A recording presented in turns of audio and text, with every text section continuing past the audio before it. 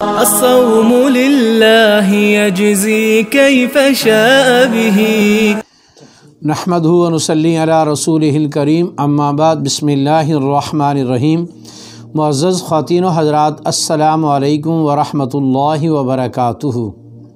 میں آپ کی خدمت میں حاضر ہوں پروگرام سنہری باتوں کے ساتھ، اور آج کی مجلس میں آپ کے سامنے میت کے متعلق ایک مسئلہ انشاءاللہ عرض کروں گا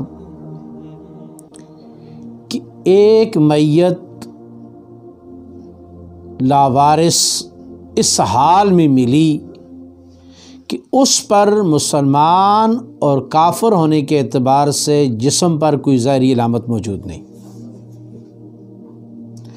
ظاہری علامتوں کے اعتبار سے اس کی کوئی بھی ایسی علامت نظر نہیں آ رہی کہ یہ مسلمان ہے یا کافر ہے۔ تو ایسی میت کے ساتھ کیا سلوک کیا جائے گا؟ کیا اس کو مسلمانوں کے طریقے کے مطابق غسل، کفن، جنازہ، قبر، یا غیر مسلموں کے طریقے کے مطابق اس کو دفنایا جائے گا؟ تو اس حوالے سے فقہاء کرام نے ایک ضابطہ بیان فرمایا ہے۔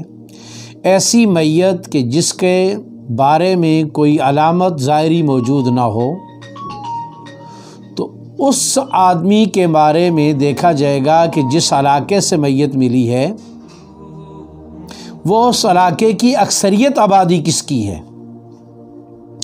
اگر اکثریت آبادی مسلمانوں کی ہے تو اس کو مسلمانوں کے طرز پر دفنایا جائے گا، اور اس علاقے کی اگر اکثریت آبادی غیر مسلموں کی ہے تو پھر اس کو غیر مسلموں کے طرز پر دفنایا جائے گا۔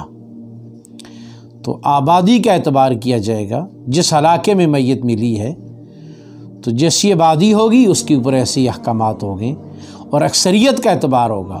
اکثریت مسلمانوں کی ہے تو پھر اس کو مسلمانوں کے طرز پر، اکثریت غیر مسلموں کی ہے تو پھر اس کو غیر مسلموں کے طرز پر دفنایا جائے گا۔ اللہ جل جلالہ کی ذات ہم سب کے لیے آسانی کا معاملہ فرمائے، اور اس طرح کی آزمائشوں سے اللہ ہم سب کی حفاظت فرمائے۔ السلام علیکم ورحمۃ اللہ وبرکاتہ۔